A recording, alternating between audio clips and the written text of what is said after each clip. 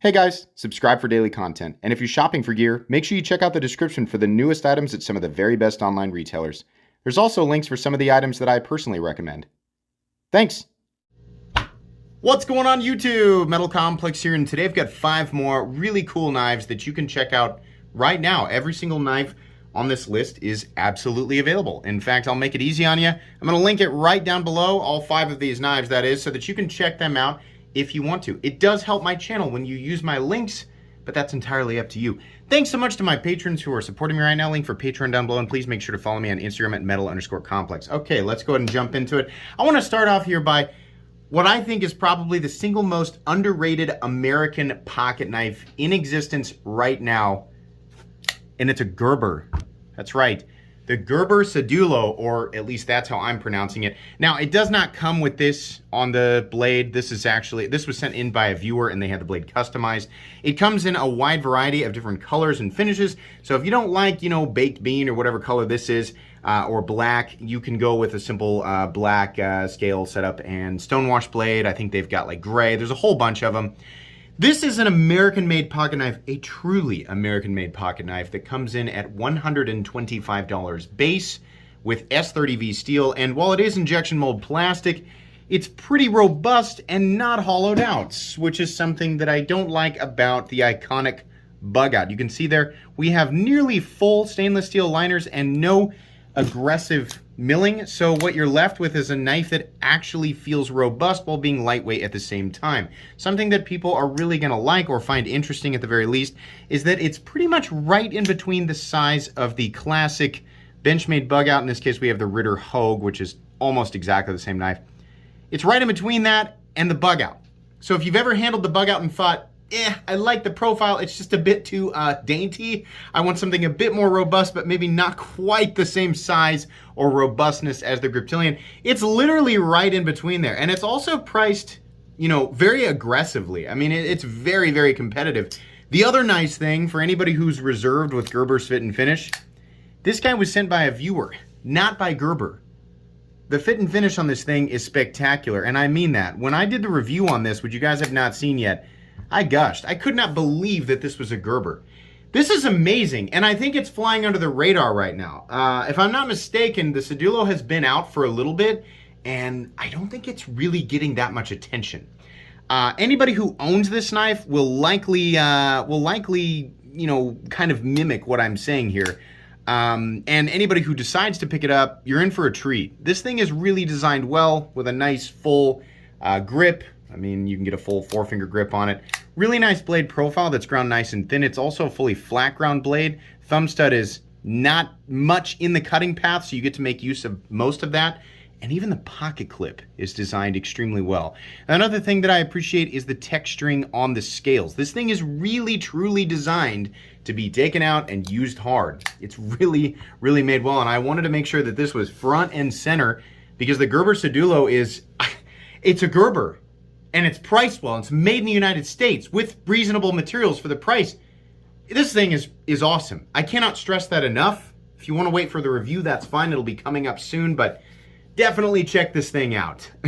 It's really, really good. Highly recommended. You can probably guess how that review is going to go.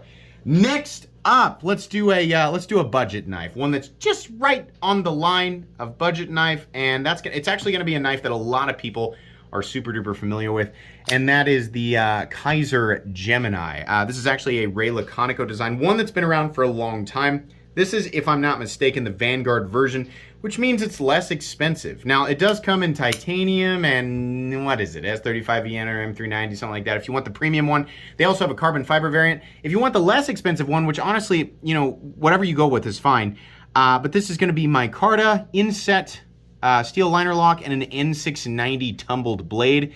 There's also some different variations of micarta if you don't like this particular almost kind of, it looks like someone melted a zebra and then smeared it across a canvas. Yeah, I mean, this is a great knife, and it's also incredibly slicey. That's a really, really good day-to-day utilitarian blade. These come in N690 steel, which is okay. It's all right. Very, very stainless, so you'll never really have to worry about getting corrosion on this. I mean, it's not rust-proof, but it's very, very corrosion-resistant. Nice ergonomics. This is, I would call this a medium-sized knife. The pocket clip is not perfect, but it's pretty darn good. The flipping action is excellent, and the action, I mean, as far as like the smoothness of the internals is also really, really good. This is just a straightforward, excellent design. And the KAISER Gemini has been an iconic knife for I don't know how many years now. But for anybody, you know, looking to get into a nice knife without having to spend what the titanium and M390 or S35EN version costs at 75 bucks, yeah, I mean, and somebody just looking to get their first good knife, this is also an excellent choice. The KAISER Gemini. You'll get a full review of this knife down the road as well. Let's jump into something a little bit more odd, a little bit more expensive. This is the PENA X Series Micro Apache, this particular version sporting some lava fat carbon. This version is a Crane's Cutlery exclusive. I would recommend you check, if you're gonna check out some of the PENA X Series knives, I'd recommend checking out the Crane's Cutlery variants, because they do special like weird blade steels and weird like damascene steel and like fat carbon and stuff like that. This is a teeny tiny knife from the PENA X Series, and anybody who's familiar with this, you're gonna know right off the bat that that means it's gonna be expensive, but not without merit. I mean, the PENA X Series is extremely premium, and if you're gonna do a tiny knife, this is the way to do it. I mean, you just watched me top flip this thing with my left hand, right? I mean it, it really is that easy to manipulate. A lot of times, I really don't like teeny tiny knives like this because they're so awkward to manipulate, but the access to the lock bar has been nicely scalloped out. The scales are not super duper thin, which would have been a huge mistake on this. There's actually some meat on there. I love the bolster and carbon fiber look on this. And the blade steel is M390 with a nice, fairly thin Wharncliffe blade. You can see actually the taper out there. If you have a, you know, if you've got like an office job, or you live in an area where you're really limited to the length of blade that you can carry, or you just don't like to carry large knives, but you still want to carry something premium, this is something to check out. Now, these are very expensive, and if you're new to the knife world, brace yourselves. Get ready to be offended by the price tag. Because these are expensive. These guys come in at just shy of $300, if I'm not mistaken. I know, tears of rage and frustration and confusion. What is life, right? Welcome to the knife world. It gets way worse. So save your tears. They are better spent. They are better spent after you discover the true, you know, upper tier of the knife world. But yeah, if you like the PENA X Series and you like little tiny knives, the Micro Apache is definitely a cool one, and I was really shocked at how easy it was to manipulate. They didn't skip out either. They definitely still gave it a full 3D milled titanium clip, titanium backspacer, all of that. Really good. And the satin finish on it, even though that's not my favorite finish, they did a nice job with that as well. These are not going to be for everybody. They're going to be for a select few people. They're definitely not made for everybody either, so just keep that in mind. Moving on here, let's talk about another KAISER, one that I think everybody should check out. This is a really, really cool one. Designed by one of my close friends here on YouTube and social media, and actually I've come to find he's friends with lots of people. That's Mr. Paul Munko of Munko Knives. He designed the Comet in collaboration with KAISER. This is a really cool knife, sporting some really nice stuff, including, where is it? No, that's the model. Is it right there? There we go. 154 cm copper bolsters, micarta pivot collar, micarta scales, nice blade. Really, just a lot of really cool stuff. And then you get a bonus 3D milled titanium clip on there, just a little over the threshold for a budget knife. This is 80, I mean, at least on my channel, my parameters, right? 75 bucks is the line for a budget knife. This is $85, but still well worth it. The KAISER Comet is extremely well designed. I did review this knife, and there were just a couple of teeny tiny little things, you know, including, I'm not the biggest fan of recurves, even if they are slight, and I thought the pocket clip was a little bit too long, but outside of that, this is an excellent little knife. The fit and finish is awesome. The flipping action is awesome. If you like slender, pokey blades, which is kind of, there's a little bit of classic knife design, kind of almost traditional knife design in this, but just with some modern elements. And because it is micarta and copper, you can see there the copper wanting to kind of start its patina. It's gonna kind of look more and more and more vintage over time, which I think was the intention with this thing. This is a good looking, unique knife, and still, I mean, at $85, it's still recommendable for somebody looking for a nice knife to start out with, or, you know, just like your one and done, you know, EDC knife for the rest of your life, it'll do that. Or if you're a veteran of the knife world and you're an enthusiast, collector, user, etc., this is also one that I think you would really enjoy. Just a really cool knife. This very recently released. I want to say it was just within the last month or so. So be sure to check this one out. I really like this one. All right, we've done 4. What's the last one? It's one that you guys probably are all very familiar with, one that I very much like, and that's the Chavez Liberation Street. That's right, these are actually still available right now. In fact, Blade HQ has an exclusive version of this in JG10, and I think it's a Tanto. This one is full titanium, and if you're familiar with Chavez knives, you'll know that they come with the skull clip actually installed. I installed the regular clip just so that, you know, there's a lot of people who say, I would buy that knife if it didn't have that gaudy skull clip, blah, blah, blah, blah. Yeah, okay, so Chavez answered that, and here's what the knife looks like with the regular clip. It does look good. For me personally, I'm always going to keep the skull clip on my Chavez knives just because that's kind of the Chavez personality. That's what makes it unique. But for those people who don't like that clip, the knife does definitely look extremely good with the standard clip. This is a pretty robust knife. It's the smaller version of the classic or the original Liberation, which is about 8 1/4 inches. This guy's coming in a little bit shorter. I think it's probably about 7 3/4 inches. Let's go ahead and measure it real quick. Yeah. Just shy of 7 3/4 inches. Still feels like a full-size knife, though. I can still get a full grip on it. You can still kind of make use of that choil. Definitely a nice slicey cutting edge. This is still a more robust knife. You can see we've got a thicker blade stock and thicker titanium scales. Honestly, I think the G10 versions of these actually make a little bit more sense because these full titanium guys are pretty heavy for 7 1/2 inches and only about a 3 1/4 inch blade. They're also not milled out. So this size of Chavez, I probably would opt for the G10 ones. And I think that's probably what's left over as of right now. You might still find a titanium one here or there, but carrying this day to day, I think the G10 ones probably make more sense. The flipping action is very good. These are made by Riot, so the action's really just gonna get better over time. I'm gonna give you guys a little bit of a fair warning here. It is ever so slightly in double clutch territory, meaning by the time that when you disengage that lock bar and that flipper tab, stops the blade on your thumb, there's a detent ramp, right? Definitely.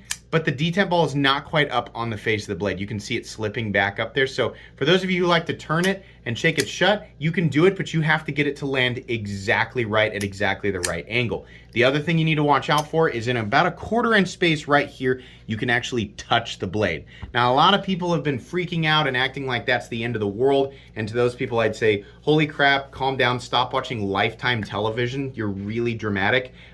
This is definitely a problem if you constantly run your finger down the spine of the blade when you reach into your pocket for your knife. But I gotta ask, how many people are reaching into their pocket, running their finger down the spine? When I grab my pocket knife, I pinch it between the show side scale and the pocket clip. So that's just kind of a little like internet, like, yeah, somebody lit the dry haystack on fire. Oh, anybody want to dump more gasoline on it, right? That's a little bit kind of crazy. Is it a problem? Well, yeah, I don't like that. I don't like that I can touch it, but truthfully, it's about a 1/4 inch area. It's about what I can reach. Pretty unlikely unless you intentionally drive your finger into that spot. What would really be a problem for me is if the edge, the actual edge that you can touch, and you can see it right there, if it was flush or approaching flush with these scales. But just running my finger across the back, I'm nowhere near it. It's actually still sunk in there a bit. So I wanted to be a little bit more clear about that. This is still a really good knife and really recommendable if you're looking to get into your first premium knife, but you want something that's, actually carryable, because a lot of the full-size Chavez knives are gigantic. I have a 229, which is not even the biggest version of the original Redemption, and it's pretty bulky, right? So this is a more reasonable sized knife. It is still fairly robust, but those G10 versions will lighten it up by probably about an ounce at least, and make it a little bit more carryable. Now that Chavez actually ships these with the standard clip, they're going to appeal to a lot more people. It's a really good looking knife, and it's a really safe design, right? I mean, like the profile is not doing anything crazy that's going to over appeal to some people and under appeal to others. I really like this one. These come in anywhere from $325 for the titanium frame lock and G10 variants to $345 for the full titanium variants. I don't really feel like you're missing out on a whole lot either way. Both of them are done extremely well. and they are overall recommendable knives with just a few quirks. This knife will also get its own comprehensive review down the road, but I don't have a full review on the channel yet. So just to repeat, all of these are absolutely available. I'm gonna link them right down below. We have the Chavez Liberation Street. We have the KAISER Comet. This guy, the Chavez Liberation Street, coming in between $325, $345. The KAISER Comet coming in starting at $85. We have the PENA X Series Micro Apache coming in at just shy of $300 if I'm not mistaken. We have the Kizer Gemini, this particular variant, Vanguard. I think these guys start at $75. They go all the way up to $175 depending on the variant that you pick up. And then finally, we have the first knife brought up in this video, which was the Gerbercedullo, starting at $125. This has been 5 cool knives. You can check out all of the videos in this series by checking out my 5 cool knives playlist on my channel if you want to see knives from the past. Like I said, all of these are available, and I will link them right down below so that you can check them out if you want to. Thanks again for watching. Please make sure to follow me on Instagram at metal_complex. If you enjoyed this video, leave a like. If you'd like to check out my other content, I do of course have lots of videos of knives that are either expensive or inexpensive that I do or don't like, so check those out. And if you enjoy all my content, go ahead and click on that Metal Complex logo right there and subscribe, because there's definitely more coming. Thanks again for watching, everybody, and have a great day.